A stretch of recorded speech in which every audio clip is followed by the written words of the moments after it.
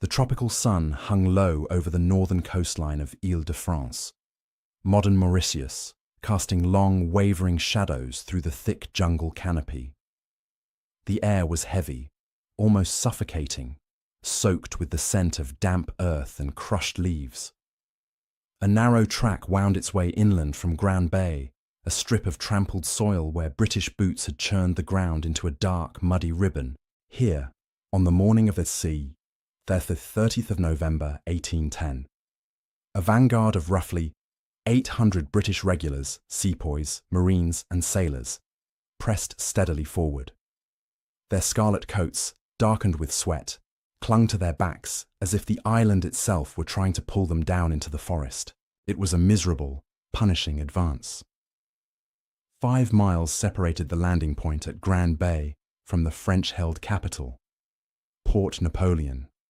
But every foot of it drove the invading force deeper into a world wholly different from the familiar battlefields of Europe. The jungle swallowed sound, muffled movement, and constricted vision. Vines twisted over the path, like ropes left behind by some ancient shipwreck. Palm fronds dripped with condensation, and the air clung to skin like warm, wet cloth. Even seasoned sepoys, no strangers to heat, struggled in this oppressive humidity. This was the spearhead of Chow, Major General John Abercrombie's Chow's invasion force, an expedition of nearly 6,800 soldiers and sailors, delivered by a fleet of over 70 ships to destroy the last French stronghold in the Indian Ocean. The British Empire's lifeline to India had been tormented for years by French frigates striking from Mauritius and neighbouring Isle Bonaparte, capturing East Indiamen and raiding along vital trade routes. The island had become a nest of maritime predators, shielded by reefs, storms, and a difficult coastline. Now at last, the British had come ashore to end it. Leading the vanguard inland was Lieutenant Colonel Henry Sheehy Keating, an officer already tested by years of jungle and mountain fighting during earlier raids and the successful 1810 conquest of Isle Bonaparte. His men were a mixed but formidable group, companies from regiments such as the 69th, 84th, 14th and 19th Foot, detachments of Madras sepoys, and a hardened naval brigade under Captain William Augustus Montague, men accustomed to hauling guns across beaches and storming batteries under fire. Their orders were simple and brutal: push forward, clear the jungle track, and reach the approaches to Port Napoleon before the French could fully consolidate their defense. But nature itself resisted the march. The heat was devastating. Leaves hung limp from branches, as though even the plants could not endure the climate. Not a single stream offered relief. Officers and enlisted men alike collapsed as the march stretched into agony. Among the casualties were respected figures. Captain Yates, who had only joined the column as a temporary visitor from a passing Indiaman, and Lieutenant Dove of the 14th Regiment. Both men succumbed to heat and exhaustion long before the first musket shot cracked in anger. Yet the vanguard continued. The dry crackle of shifting equipment and the dull clink of bayonets brushing against canteens broke the monotony of the jungle. Light companies moved ahead in open order, their red and green plumes bobbing in the undergrowth as they scouted for French militia. The dense vegetation forced the column to stretch into a long, vulnerable line, each man sandwiched between the rear files and the choking green walls on either side. But even in this stifling gloom there was purpose. Every step inland brought them closer to the French defensive line forming beyond the jungle. General Edmé Martin van der Meissen, commanding the regular troops of Governor Dias, Charles de Caen, had assembled his men on rising ground near the capital. Veteran infantry, elite marines landed from French frigates, and colonial militia units whose reliability was uncertain at best. Behind them sat Port Napoleon and its harbour, clogged with French frigates, Astrée, Bellone, Manche, Minerve, crewed by sailors who now fought as infantry. By nightfall of the 30th, Keating's exhausted vanguard reached Moulin à Poudre, a key point along the approach to the capital. Here the trees opened slightly, revealing patches of grassland and sugarcane. The men collapsed onto their packs, chests heaving, uniforms drenched. The smell of salt, sweat, and soaked powder hung over the bivouac. They had survived the march, but the battle ahead still waited in the morning mists beyond the last edge of the jungle. In that steaming darkness, as insects buzzed and the sea's distant surf echoed faintly behind them, the vanguard prepared for the confrontation that would end French power in the Indian Ocean. The fate of merchant convoys, trade routes, and two empires' ambitions rested on the next day's advance.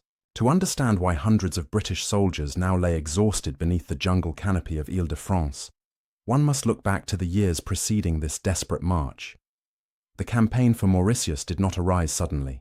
It was the culmination of a long, grinding struggle for control over the Indian Ocean. One fought with frigates, blockade lines, and daring amphibious raids across thousands of miles of open sea. Since 1809, French naval commanders such as Jacques Amelin and Guy Victor Duperrey had turned Mauritius and nearby Isle Bonaparte into a predatory twin fortress. From these islands they launched fast, aggressive frigate operations, hunting British merchant convoys and crippling the East India trade route. Their ships, especially the powerful frigates Venus, Bellone, Astray, and others, roamed the shipping lanes with near impunity, capturing East Indiamen and striking at British prestige in a region assumed to be secure. The British response was slow at first, constrained by obligations across the globe. But frustration mounted.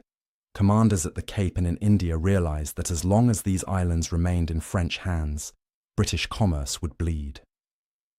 To isolate Mauritius, the Royal Navy first seized the tiny island of Rodriguez, transforming it into a staging ground, an arc of isolated land halfway to nowhere, now repurposed as a logistical knife point aimed squarely at the French. From Rodriguez, the British launched their earliest blows. In 1809, they struck at St. Paul. On Isle Bonaparte, using naval brigades and line battalions to smash through coastal batteries. These raids were more than harassment, they were rehearsals. Under commanders such as Commodore Josias Rowley, officers and sailors learned how to coordinate landings, storm fortifications, and fight through rugged terrain under tropical skies. The success at St. Paul emboldened them. In July 1810, a British force under Lieutenant Henry Sheehy Keating invaded Isle Bonaparte itself. This operation was a textbook example of British amphibious warfare. Coordinated landings, light troops in the vanguard, naval guns hauled inland, and flanking movements that bypassed French strongholds. After only a brief campaign, the island fell, depriving Mauritius of a key defensive partner. But the French struck back with fury. Barely a month later, in August 1810, the Royal Navy suffered one of its most humiliating defeats of the Napoleonic era, the Battle of Grand Port. Navigating treacherous waters to force entry into a fortified bay, a British squadron became trapped on reefs, battered by French shore positions, and overwhelmed by 3 enemy frigates under Duperrey's command. Over 2 days of brutal fighting, 4 British frigates were lost. The setback was so notable that Napoleon had the victory engraved on the Arc de Triomphe. The British could not allow such a humiliation to stand, and they did not. In September, Rowley's forces seized the initiative once more. A British frigate squadron captured Hamelin himself, along with his flagship, Venus, marking a devastating blow to French naval strength. With their offensive power diminished and their ships battered from years of raiding, the French position on Mauritius grew precarious. Now the matter was clear. Only a full-scale invasion would end French raiding forever. The British assembled everything they could: troops from Bombay, sepoys from Madras, naval brigades, marines, artillery, and transport fleets from across the Indian Ocean. Vice Admiral Albert Alberti oversaw the naval movement while Major General John Abercrombie took command of the land forces. By late November 1810, the invasion force, some 6,148 soldiers and sailors, massed at Rodriguez. Their ships, dozens of them, crowded the lagoon like a floating city. Orders were drawn, regiments sorted, ammunition distributed. The soldiers knew the task ahead was formidable: a fortified island, a determined French governor, and the punishing realities of climate and terrain. But they also knew something else. The French were isolated. No relief fleet could come. No reinforcements could arrive. On me, 29th November. The Armada sailed west. By nightfall, it anchored in Grand Bay. The scents of land, damp vegetation and volcanic soil drifted across the water. Under the last glow of daylight, boats splashed into the sea, carrying Keating's first wave ashore. The landings were unopposed. The real challenge lay inland. What followed was the exhausting march already underway in Section 1. A trial of endurance rather than fire. Even before reaching French shot, the British paid dearly to the climate. The cost of reaching the battlefield became part of the battle itself. Now, as dawn prepared to rise on 1 December, the vanguard near Moulins à Poudre awaited orders. Ahead of them lay Port Napoleon, and between them and the capital stood General van der Meisen's final line, a mix of French regulars, naval infantry, and unreliable militia holding the last hope of French resistance in the Indian Ocean. The confrontation was inevitable, and it would unfold within hours. The morning of 1st December 1810 rose slowly over Mauritius, casting pale gold light across the sugarcane fields and broken scrubland that marked the final approach to Port Napoleon. As the British vanguard stirred from its exhausted bivouac near Moulins à Poudre, a very different army was taking shape a few miles ahead. There, on a ridge of gently rising ground overlooking the final stretch of the jungle track, General Edme Martin van der Meissen assembled the last effective French force capable of resisting the British invasion. The French position was carefully chosen. The ridge commanded the road leading from Grand Bay, offering clear fields of fire and enough space to deploy regular infantry in disciplined formations. To the left and right, patches of thick vegetation and cane provided natural cover, though they also constrained movement. Behind this line, the outskirts of Port Napoleon stretched toward the harbour, where frigates, Astrée, Bellone, Manche, Minerve, and others, lay anchored, their crews now fighting on land as improvised marines. These sailors and naval gunners, hardened by years at sea and accustomed to the roar of cannon fire, formed a significant portion of van der Meisen's strength. The general also commanded roughly 1,300 regular French troops, a modest but capable force of European-trained soldiers. On paper, thousands of colonial militia supported them, but their reliability had proven fragile. Many had vanished at the first sight of British uniforms. Those who remained were scattered in small detachments, more observers than a fighting formation. Van der Meissen understood the gravity of his task. The French Indian Ocean base, cultivated for years by Governor Charles de Caen, now depended entirely on this field line. If he could halt the British advance, even briefly, there was a chance, however slim, that attrition, heat, disease, or miscommunication might slow the British enough to force a negotiated withdrawal. But if his line collapsed, Port Napoleon would fall, and with it, the last French stronghold in the region. As dawn strengthened, French troops formed in traditional Napoleonic deployment. Long, two-rank lines, stretching across the ridge, with cannons positioned at intervals to command the open ground below. Officers paced behind the ranks, steadying their men. The colourful mix of uniforms, French blue of the regulars, white coats of colonial units, darker garments of naval marines, presented a patchwork force, yet one still determined to stand. Across the fields, the British vanguard prepared to resume its advance. Lieutenant Colonel Henry Sheehy Keating had regrouped his weary men, integrating light companies, sepoys, marines, and the naval brigade under Captain William Augustus Montague. Although reduced by exhaustion, the vanguard retained its discipline. Muskets were checked, cartridge boxes inspected, water rationed. The men knew the march had drained them, yet they also understood their role. They were the tip of Abercrombie's force, the spearhead that had to break the French position before the main body arrived.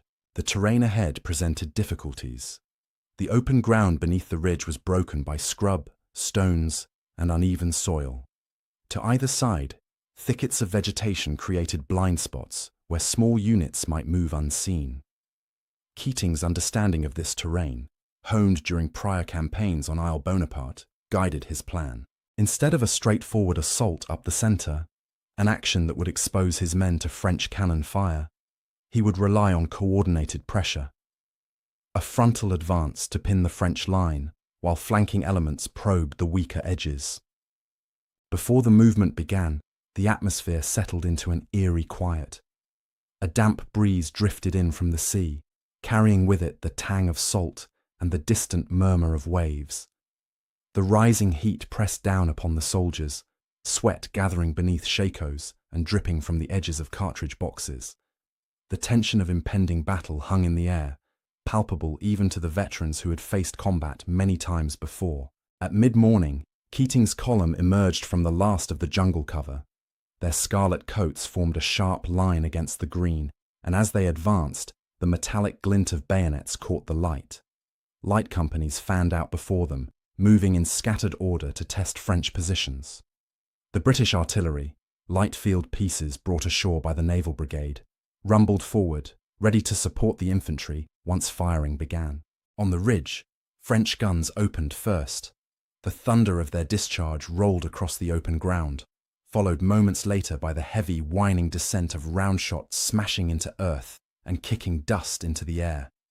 British companies adjusted their intervals, maintaining formation even as cannonballs tore furrows through the soil. In response, Keating ordered the steady advance to continue.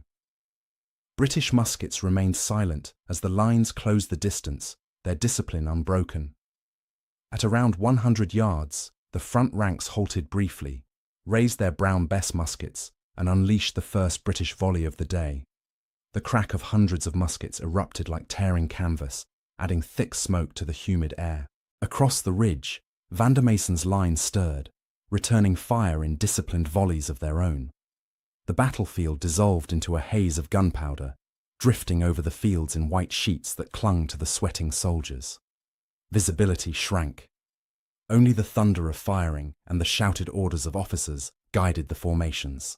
The first stage of the battle had begun, and both sides understood that the next hours would determine the fate of Mauritius. Keating's vanguard had survived the jungle. Now it had to break the French line. The battle intensified as noon approached, turning the fields before Port Napoleon into a blistering arena of smoke, heat, and relentless musketry.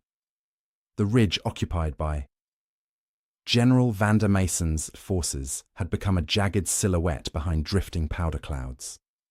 From its crest, the French poured steady volleys into the advancing British, determined to hold the high ground for as long as possible. But the British vanguard, hardened by the torturous march through jungle and driven by the urgency of securing the island, continued its advance with measured precision.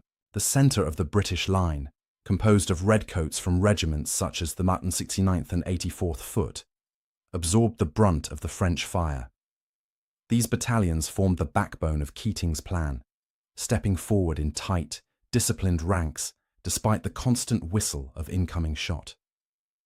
The men moved with the slow, deliberate rhythm that had been drilled into them since their earliest days as recruits. Their muskets were raised and fired in controlled volleys, each discharge producing a rolling wave of crackling thunder that echoed back across the fields.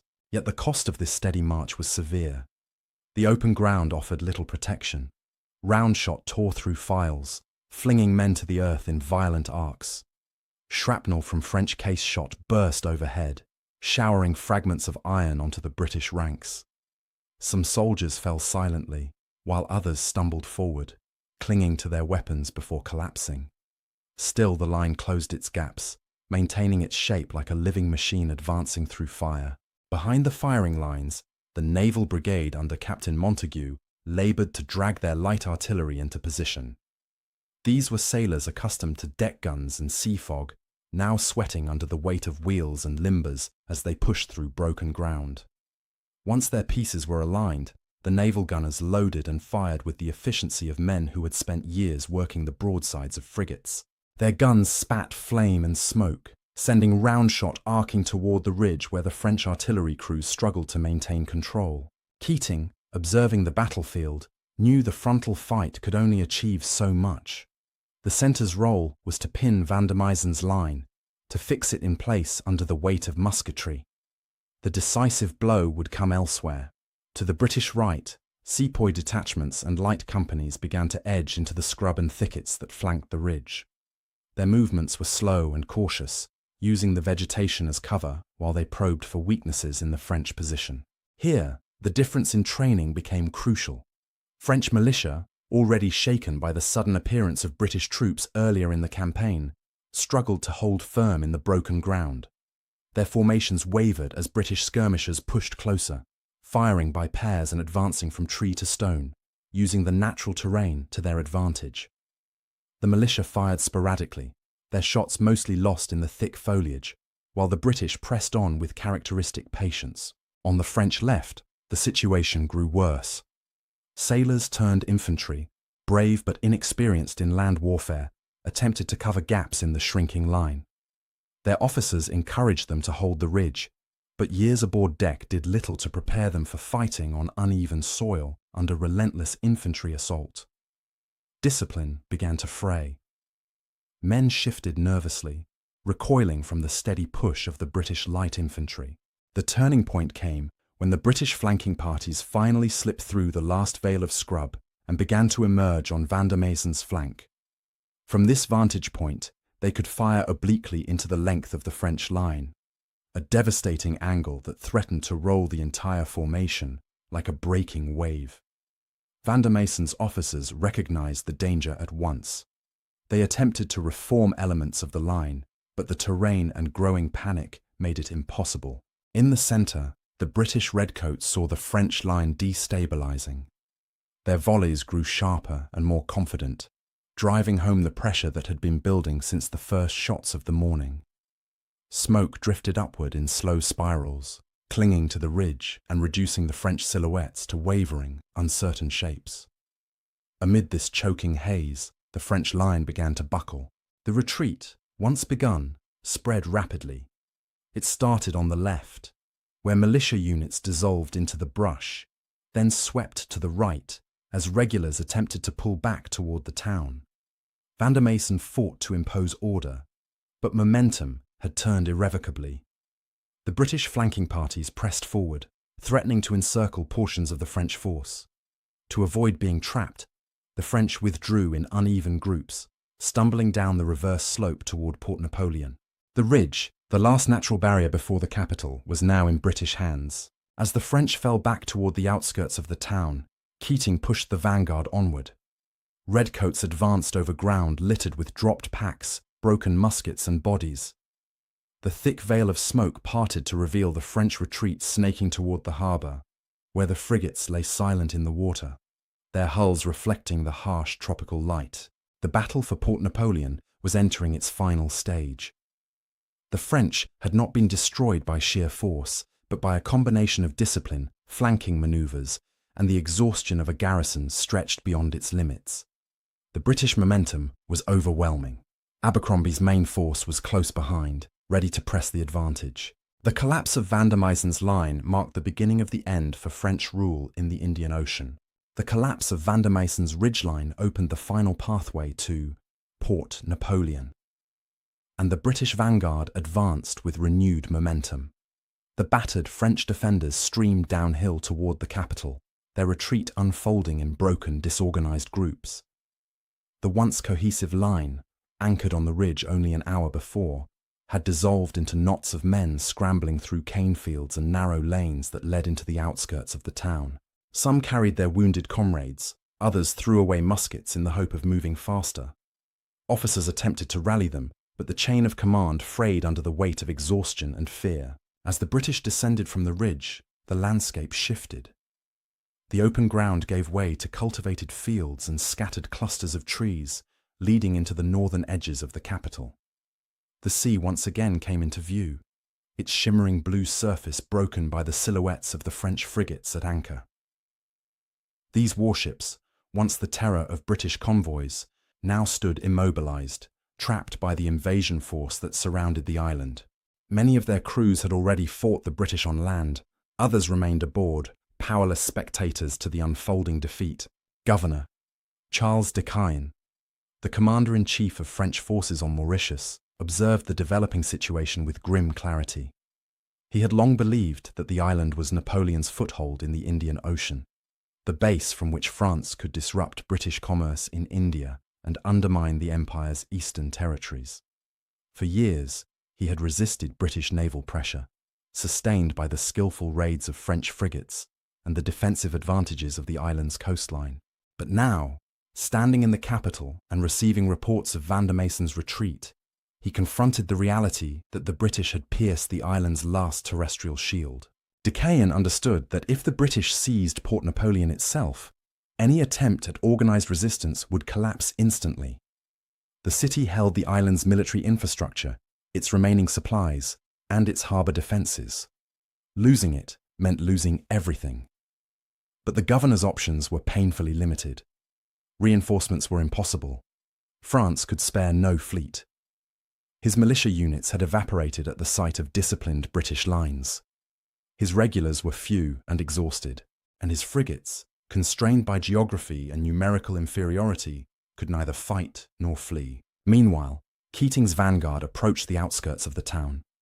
The British had pushed with relentless determination through the ridgeline, but they were now acutely aware of their own condition. The tropical heat had been punishing all morning. Smoke clung to the air, turning the sunlight into a blinding white haze. Thirst gnawed at the men, and ammunition needed to be redistributed among the ranks. Still, the Redcoats pressed forward, seizing minor positions and clearing pockets of French resistance in gardens, courtyards, and along narrow lanes leading toward the heart of the capital. Behind them, the main body of Major General Abercrombie's force was rapidly closing the distance. As more British regiments poured out of the jungle and into the open ground beyond the ridge, their numbers surged into the thousands. Artillery, marines, sepoys, and regular infantry stretched across the landscape, their columns forming an overwhelming display of imperial power. The psychological impact was immediate. French morale, which had clung desperately to the hope of stopping the vanguard, now faced the unmistakable truth. The full British army was arriving, and its strength dwarfed anything de Caen could muster. Inside Port Napoleon, French officers conferred anxiously. Some urged a last stand within the town's streets, perhaps leveraging the maze of alleys and built-up areas to stall the British advance. Others argued that further resistance would be futile and only inflict needless casualties. The reality was stark. The French troops were outnumbered, outflanked, and exhausted. Their line had been turned, their troops scattered, and the British now held the initiative completely. By late afternoon, the British vanguard had reached positions where they could dominate approaches to the harbour. Keating's men halted temporarily to reorganize and await orders. Soldiers slumped against walls, their uniforms soaked through with sweat, their faces streaked with grime and powder. Officers walked the lines, checking ammunition, repositioning companies, and preparing for the possibility of urban fighting should the French fight on. But the next act of the campaign would not be written with musket volleys or bayonet charges. It would be settled by discussion, not bloodshed. As night approached, de Caen realized he had no meaningful path to victory. Any attempt to defend the capital would be crushed by the British main force arriving in waves. His men were dwindling in strength, ammunition was low, and the harbour's frigates could not escape the tightening noose of British naval superiority. The moment called for a decision not of pride, but of preservation. And thus, as the sun dipped beyond the horizon and night swept across Port Napoleon, the French governor initiated negotiations. The final act of the campaign had begun, not on the battlefield, but at the table. The British had marched through jungle, endured heat, fought a pitched battle, and now stood ready to claim the ultimate prize, the fall of Mauritius. Night settled over Port Napoleon, with a quiet heaviness, a stark contrast to the thundering volleys and cannon blasts that had echoed across the island only hours earlier. The humid air still held the lingering scent of gunpowder. Wisps of smoke drifted lazily through the dusky streets, illuminated only by lanterns and the occasional flicker of reflection from the anchored frigates in the harbour. For the weary British soldiers who had fought their way across the ridge and into the outskirts of the capital, the evening brought a rare moment of stillness, yet beneath that calm lay the tension of unfinished business. Within the town, Governor Charles de Caen retreated into consideration. He had spent years shaping Mauritius into a bastion of French power, training its garrison, developing its infrastructure, and encouraging naval operations that had harassed British shipping to devastating effect. His vision had always been clear. Mauritius was not merely a colony, but a strategic dagger aimed at the heart of British trade. For this reason, de Caen had always vowed to defend it fiercely. But reality now stood in stark contrast to ambition. Reports flowed into the governor's headquarters throughout the night. They were uniformly grim. General Van der Mason's line had been shattered. Militia were fleeing into the interior, unwilling to regroup. Regular troops were depleted, many wounded or missing. Naval Marines who had fought bravely on land were exhausted, their formations in disarray. Ammunition reserves were dangerously low, and the British, having taken the ridge, were flooding the island in overwhelming numbers. De Caen understood that the British commander, Major General Abercrombie, held every advantage. Abercrombie's main body had now reached the outskirts of the city, and by morning the British would be in full control of the approaches, able to strike at any quarter they chose. Worse still, de Caen's frigates, once symbols of defiance, could neither escape nor mount an effective defence. Their crews had been bled on the battlefield, and British naval forces dominated the approaches to the harbour. Thus, before dawn had reached the island's volcanic peaks, de Caen made the most difficult decision of his career. He sought parley, en conquest. 3rd December, 1810. French envoys approached the British lines under a flag of truce. They crossed streets scattered with spent cartridges, broken wheels, and abandoned equipment. French wounded lay in makeshift shelters, their whispered groans mixing with the distant sound of waves breaking against the harbour wall. The envoys carried de Caen's request to open negotiations for surrender. Abercrombie received the request with characteristic composure. He knew that pressing the attack into Port Napoleon would cost British lives. Lives already strained by the jungle march, the punishing climate, and the fighting at the ridge. A decisive surrender, not a destructive street battle, offered the most efficient end to the campaign. Moreover, Abercrombie understood the broader strategic picture.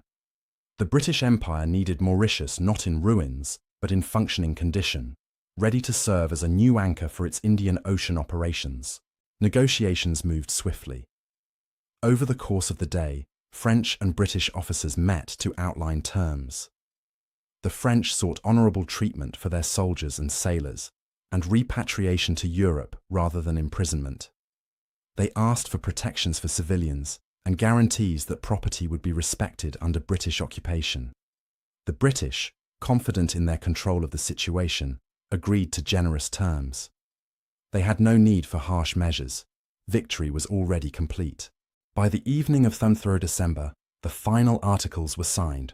The entire French garrison, regulars, marines, sailors, and militia, would be surrendered. They would retain their personal belongings and would eventually be transported back to France. Port Napoleon, its batteries, its fortifications, and its frigates would be handed over intact. Civil authorities would acknowledge British control, but continue operating under supervision during the transition period.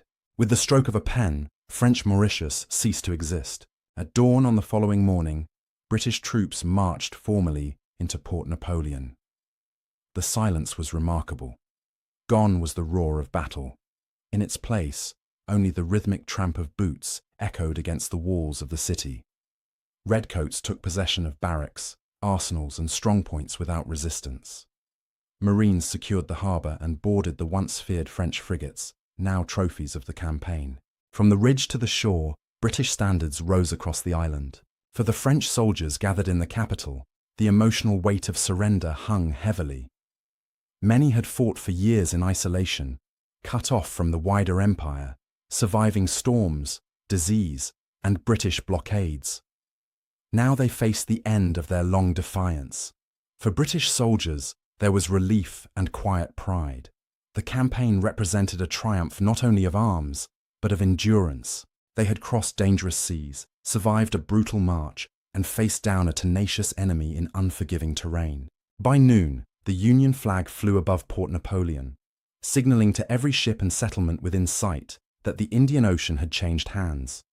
With this single victory, the British eliminated the last French base in eastern waters and secured the maritime lifeline to India that Napoleon had sought so desperately to disrupt. Ile-de-France was renamed Mauritius, now a British possession. And though the soldiers' work was finished, history would long remember how a handful of determined Redcoats, no more than a reinforced battalion, had broken the line that guarded an empire at the edge of the world. With the fall of Port Napoleon and the formal surrender of Pamsi 3rd December 1810, a profound transformation swept across the Indian Ocean. The British, having overcome storms, disease, reefs, and one of the most experienced French colonial administrations in the empire, now stood supreme in a region that had for years been contested violently by rival fleets. The capture of Mauritius marked not simply the end of a campaign, but the conclusion of an era. French power, once formidable in these waters, was extinguished in a matter of days. For the soldiers of Maillet's, Major General Abercrombie's army, the shift from battlefield chaos to occupation duty was stark. Only hours earlier, they had fought across ridgelines and through cane fields. Now they marched in ordered ranks through streets lined with civilians, some anxious, some curious, some resigned. The British made deliberate efforts to enforce discipline, keen to reassure the population that the conquest would bring stability rather than plunder. Patrols moved quietly through neighborhoods, securing public buildings, storehouses, and administrative centers. Officers inspected batteries and magazines that had once guarded the harbor. In many places, French officials cooperated fully, recognizing that resistance was now impossible. The harbor itself, previously the beating heart of French activity in the region, became a symbol of the British triumph. The French frigates, Astrée, Bellone, Manche, Minerve, and others, rested quietly at anchor, their decks subdued, their colors replaced by the Union flag. British Marines stepped aboard, securing documents, armaments, and equipment. For the Royal Navy, long harassed by these ships, their capture represented a final closure to years of frustration. The very vessels that had preyed upon British commerce now became prizes of the empire they once hunted. Across the island, French troops prepared for repatriation. Many expressed relief that the terms allowed them to return to France rather than face imprisonment. Others carried the heavy weight of defeat, conscious that the fall of Mauritius would echo across Europe. Among the regular soldiers and naval marines, the sense of exhaustion was palpable. They had fought well, often in harsh conditions, but their isolation and dwindling numbers had made the British victory inevitable once the invasion force landed in full strength. Meanwhile, the British began transforming the island's infrastructure to serve their strategic needs. Engineers inspected fortifications, marked weak points, and planned upgrades. Naval officers evaluated the harbor's depth, anchorage potential, and supply facilities. Mauritius would now serve as a British outpost, a stepping stone between southern Africa and the vast territories of India. The island's location made it uniquely valuable, capable of supporting fleets, convoys, and communication across the empire's eastern expanse. In the following weeks, British administrators worked to stabilize the newly captured colony. They preserved French civil law, reduced tensions among the population, and restored the rhythms of daily life. Trade resumed. Ships entered the harbor without fear of predation. Merchants who had long endured disruptions from French raiding now saw a future of safer routes and predictable commerce. The British presence ensured that convoys bound for India, the Cape, and Southeast Asia would no longer face the threat of ambush by fast French frigates emerging from Mauritius's protective reefs. As news of the victory spread across the Indian Ocean, British settlements and naval stations responded with celebration. The capture of Mauritius eliminated the final French refuge in the region.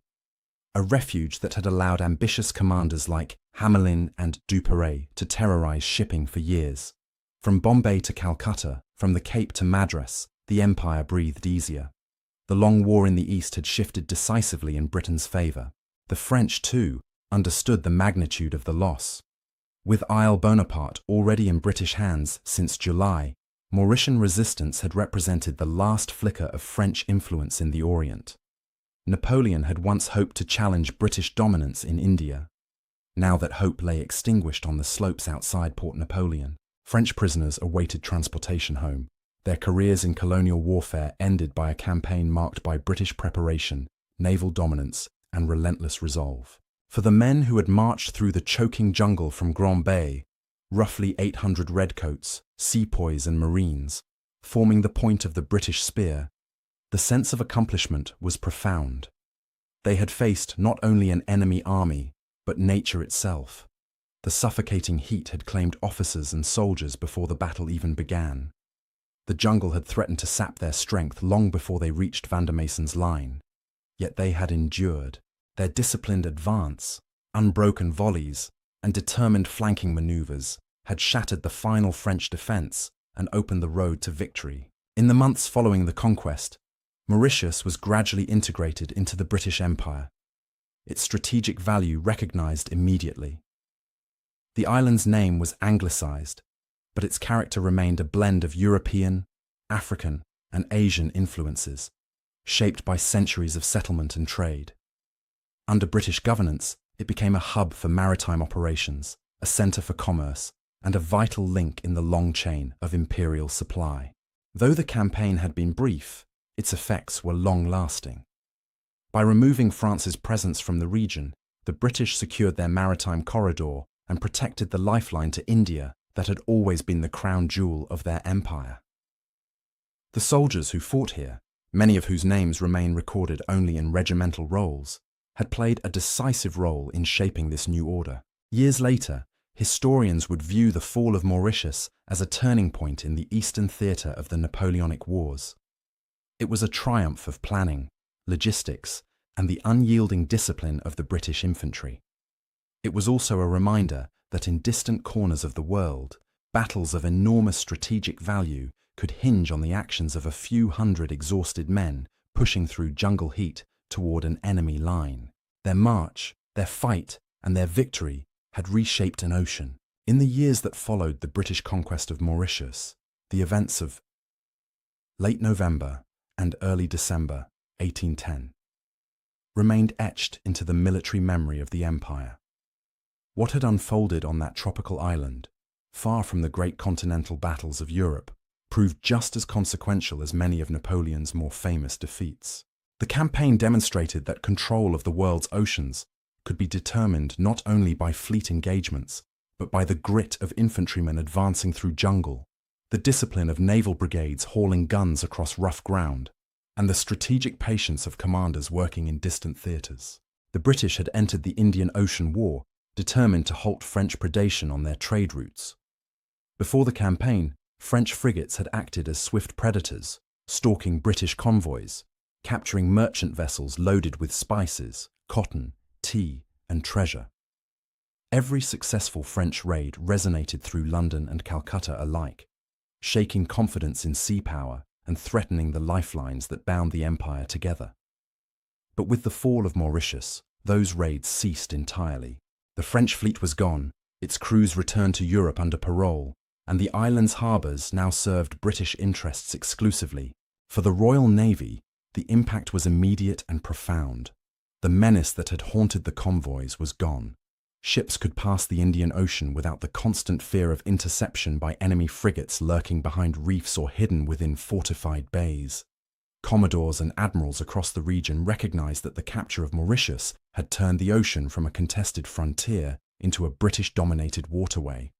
The empire's eastern flank, once vulnerable, had become secure. For the British Army, the campaign became a case study in the power of well-coordinated amphibious operations. The invasion demonstrated how naval strength, logistics, and disciplined infantry could combine to overcome not only human opposition, but the formidable challenges of terrain and climate. Redcoats who survived the march through the choking jungle recalled the suffocating air, the relentless heat, and the deadly toll it took. Officers like Captain Yates and Lieutenant Dove, whose names faded into history except in regimental accounts of the march. Their sacrifices, along with those of the sepoys, marines, and sailors who endured alongside them, underscored how victory in distant lands often demanded more from men than musket fire alone. The campaign also elevated the reputations of those who led it. Lit Col. Henry Sheehy Keating emerged as one of the British Empire's most capable leaders in expeditionary warfare. His steady guidance through the jungle and his coordination of the decisive advance upon Van der Meisen's line became textbook examples of how to command a composite force in difficult terrain. Major General John Abercrombie, whose career had included capture, imprisonment, and return to service, demonstrated unwavering strategic clarity and organizational skill throughout the campaign. Vice Admiral Albemarle Bertie and Commodore Josias Rowley, through serial raids, blockades, and careful preparation, had set the stage for the final conquest. Together, they had orchestrated a campaign that unfolded with the precision of a well-executed maneuver.